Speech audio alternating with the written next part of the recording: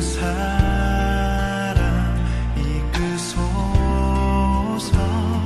주의 영광으로 주 말씀 향하여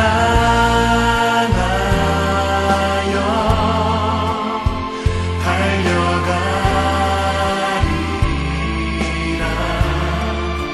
힘도 아니 능도 아니 오직 성령으로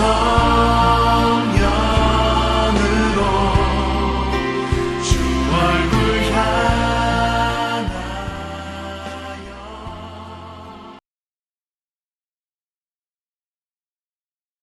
네, 교우 여러분들 안녕하세요. 오늘도 큐티의 자리에 오신 여러분들을 주님의 이름으로 환영합니다. 오늘도 이 큐티를 통해서 성경을 통해서 말씀하시는 하나님의 음성을 듣는 귀한 은혜의 시간이 되시기를 바라겠습니다. 본론으로 들어갑니다.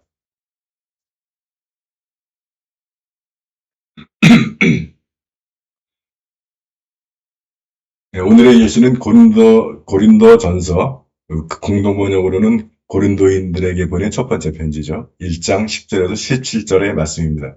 7절밖에 안 되죠. 형제 여러분, 나는 우리 주 예수 그리스도의 이름으로 여러분에게 호소합니다. 여러분은 모두 의견을 통일시켜 갈라지지 말고 같은 생각과 같은 뜻으로 굳게 단합하십시오. 내 형제 여러분, 나는 클로에의 집안 사람들한테 들어서 여러분이 서로 다투고 있다는 것을 알게 되었습니다. 말하자면 여러분은 저마다 나는 바울로파다, 나는 아폴로파다, 나는 베드로파다, 나는 그리스도파다 하며 떠들고 다닌다는 것입니다. 그렇다면 그리스도가 갈라졌다는 말입니까? 여러분을 위하여 십자가에 달린 것이 바울로였습니까? 또 여러분이 바울로의 이름으로 세례를 받았단 말입니까? 나는 여러분 가운데서 그리스도와 가이오 밖에는 아무에게도 세례를 베풀지 않은 것을 하나님께 감사드립니다. 그러니 여러분이 내 이름으로 세례를 받았다는 말은 아무도 할 수 없을 것입니다. 하기는 스테파나 집안 사람들에게도 세례를 베푼 일이 있으나 그 밖에는 아무에게도 세례를 베푼 기억이 없습니다. 그리스도께서는 세례를 베풀라고 나를 보내신 것이 아니라 복음을 전하라고 보내셨습니다. 그것은 인간의 말재주로 하라는 것은 아니었습니다. 인간의 말재주로 복음을 전하면 그리스도의 십자가는 그 뜻을 잃고 맙니다. 아멘. 자, 첫 번째 관찰, 무엇이 쓰여 있는가? 이런 본문에는 육가원칙 같은 건 되기가 어렵죠. 예. 그래서 이런 자연스럽게 육가원칙을 이제 벗어나서 무엇이 쓰여 있는지를 여러분들이 보시게 됩니다. 저는 고린도 교회의 분열을 지적하며 일치를 호소하는 바울이라고 했습니다. 또는 분열되어 있는 고린도 교회 또는 고린도 교회의 분열상 이렇게 해도 틀리진 않죠. 다 맞죠. 그래서 그들은 자신들에게 세례를 베푼 사람들의 중심으로 파당을 짓고 분열을 했다. 그러느라고 십자가의 중요성도 성사의 세례의 의미도 헷갈려하고 기독신앙의 본질, 십자가의 복음을 망각하고 자기에게 세례를 준 사람 또 자기와 친한 사람에게 집중하는 그럼으로써 분열을 일으켰다라고 하는 겁니다. 자, 그것은 무슨 의미인가? 고린도 교회는 그리스도와 십자가 복음의 의미를 망각하고 자신들과 관계를 맺은 사도들에게 집중하느라 그것이 각자의 당파를 이루고 있으며 그리고는 한술 더 나아가서 서로 시기하고 다투고 있었다.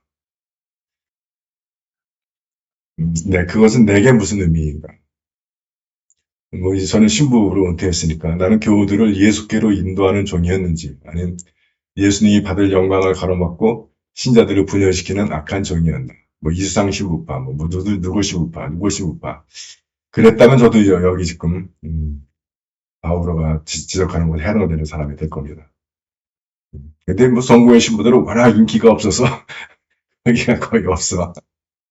또 이제 나와 맞지 않는 신자라도 십자가와 복음을 중심으로 일치하기 위해 노력해야 한다. 중요한 것은 십자가고 복음이지 누구한테 세례를 받았냐, 언제 받았냐, 누구랑 더 친하냐 하는 문제가 아니라는 거죠. 세 번째, 교회의 제도와 구조 속에서 복음의 역동성이 살아나기 위해서는 거기에 매몰되지 않고 인간 중심에서 벗어나 예수 중심, 십자가 중심, 복음 중심을 이뤄야 한다. 예, 근데 참 이게 쉽지가 않아요. 이게 인간의 연약함이겠죠. 자기한테 잘해주고, 자기랑 친하고, 자기가 편한 사람. 뭐, 다 누구나 그런 건데, 그래도 믿음이라고 하는 것은, 또 사명이라고 하는 것은, 그것을 넘어서야, 이 인간 중심을 넘어서야 하는 건데, 그게 참 쉽지가 않습니다. 그러니까 여기에 매몰돼 버리는 거예요. 그래가지고, 본질이 뭔지 모르고, 그냥 박 터지게 서로 시기하고 다투고, 예, 한다. 그래서 고린도 교회는 한 10장까지 계속 문제가 났지만, 우상숭배 나오고, 뭐, 음란의 문제 나오고 계속 바울서가 그걸 지적을 해요. 그래서 교회의 문제를 공부하려면 고린도서를 공부하면 돼. 거기 다 나옵니다. 그래서 어떻게 해야 되는지. 자, 스페이스에 맞춰서 보면 고백해야 할 죄, 서로 분열되어 다투는 죄. 붙잡아야 할 약속은 뭐 어려움도 혹시 찾으신 분 있으면 올려주시면 좋고요. 피해야 할 행동, 복음이 아니라 사람 중심으로 파당하는 행위. 예. 우리도 지금 이거 있는 그렇죠? 교인이 뭐 100명이든 뭐 50명이든 내가 더 친하고 내가 더 귀하게 생각하는 따로 있잖아. 모든 사람들 다 똑같이 사랑하는 건 아니고. 네, 물론 뭐 똑같이 사랑할 수 없다 하더라도 그것 때문에 다른 사람을 시기하고 질투하고 다투고 하는 것은 문제가 있다는 거죠. 순종해야 할 명령, 뭐 이건 뭐 1절 여러분은 모두 의견을 통일시켜 갈라지지 말고 같은 생각과 같은 뜻으로 굳게 단합하십시오. 본받아야 할 모범. 바울 사도가 이제 왜 나한테 예수가 아니라 왜 나한테 집중하냐 하면서 하는 말. 여러분을 위하여 십자가에 달린 것이 바울이었습니까? 예, 이게 지금 중요한 포인트죠. 여기서 이제 포인트는 같은 생각과 같은 뜻이라는 게 어떤 거예요? 이게 십자가 복음이죠. 십자가 복음. 이걸로 하나가 돼야지 다른 걸로 하나 돼서는 안 되는 거죠. 이게 무슨 의견을 통일시켜서 가지 말고 같은 생각과 같은 뜻스럽게. 그래서 이걸 뭐 선교 중심, 뭐 전도 중심, 복음 중심 그렇게 이야기하는 거죠.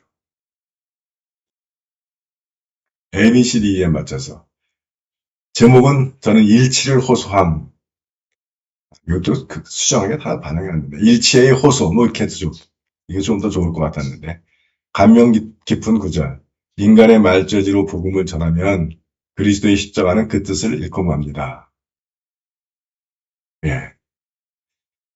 저는 신부 생활할 때인데 내가 말재주가 부족한 것 때문에 늘 한탄을 했는데 그래서 제 설교에는 어떤 그리스도의 십자가의 능력이 나타나지 않는 것 같아. 내 말재주만 의지하려고 하니까 말재주가 아니라 복음의 진정성, 그리스도의 피 묻은 십자가 이것을 얘기를 해야 되겠죠. 도전되는 말씀. 그리스도께서는 세례를 베풀라고 나를 보내신 것이 아니라 복음을 전하라고 보내셨습니다. 요거 하기가 참 쉽지가 않아요. 특히 우리 성공회 같은 교회는 이제 뭐 성사 강조하고 또 예배 강조, 예전 강조하고 하다 보니까 특히 선교자들이 이거 헷갈릴 때가 많아요. 복음보다도 예전, 복음보다도 성사, 복음보다도 뭐 더 중요한 것이 너무 많아. 복음보다도 어떤 제도, 시스템, 주교 사제, 실제로 못하고 나서 이런 얘기, 은퇴했으니까 이런 얘기 할 수 있는데, 복음의 핵심적인 것인 줄 알면서도 안 하는 경우들이 있었어요. 고백인데. 왜? 그걸 하면 안 하는 다른 신부들에게 해가 될까봐. 그리고 실제로 제가 할 때 다른 선배 신부님들로부터 그런 비난을 꽤 많이 들었어요. 너 혼자 스타 되고 싶냐? 왜 너 혼자 이렇게 이도를 떠냐? 네, 복음에서 벗어난 거죠. 근데 이거 우리만 그러는 거 아니야. 다른 교도 그것보다 다 그래. 그러니까 이게 교회가 제도화, 시스템화 되는 과정에서 제도화하는 것이 얼마나 어렵습니까? 그래서 그것을 또 유지하는 것도 얼마나 힘들어요. 그러다 보니까 비본질적인 것들이 꽉 차는 거예요. 그걸 이제 도그마라고 이야기를 하는데, 그래서 예수님하고 상관없는 것들이 더. 뭐, 우리 유교도 그렇잖아요.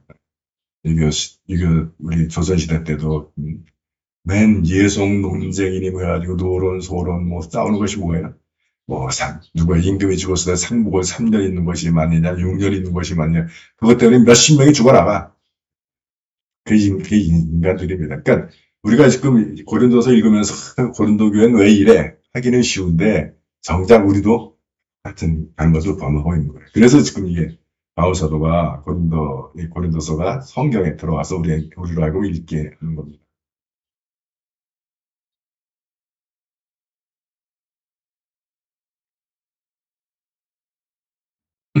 중요한 구절. 여러분은 모두 의견을 통일시켜 갈라지지 말고 같은 생각과 같은 뜻으로 굳게 단합하십시오.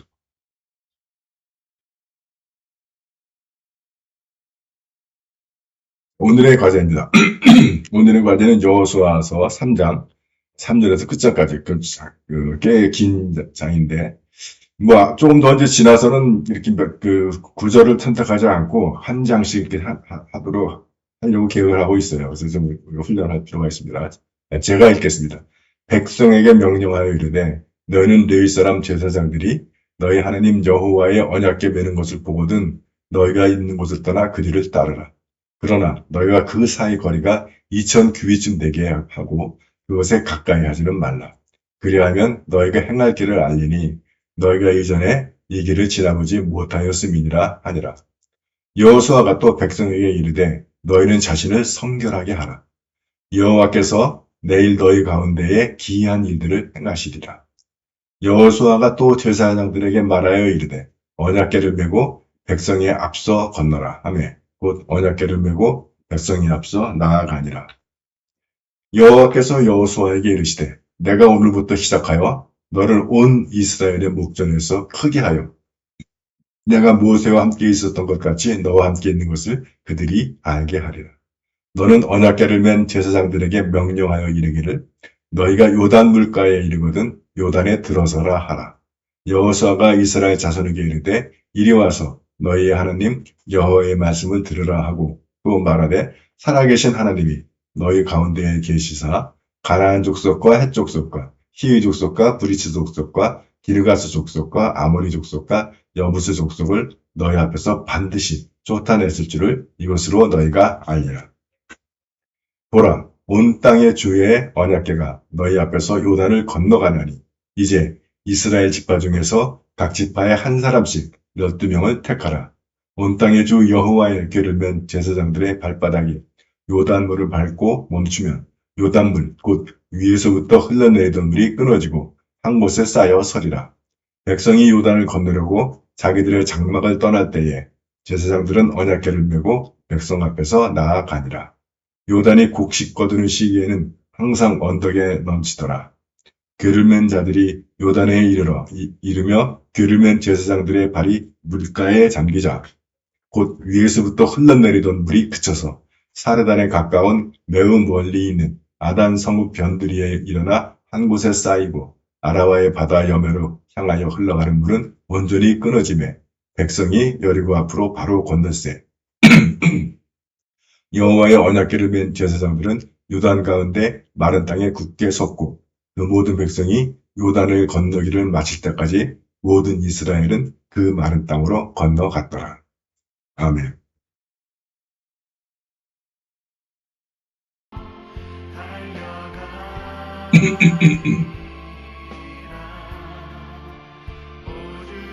교우 여러분, 오늘은 여기까지입니다. 오늘 하루도 말씀 가운데 주님과 동행하는 하루 되시기를 바랍니다. 여러분들 수고하셨습니다.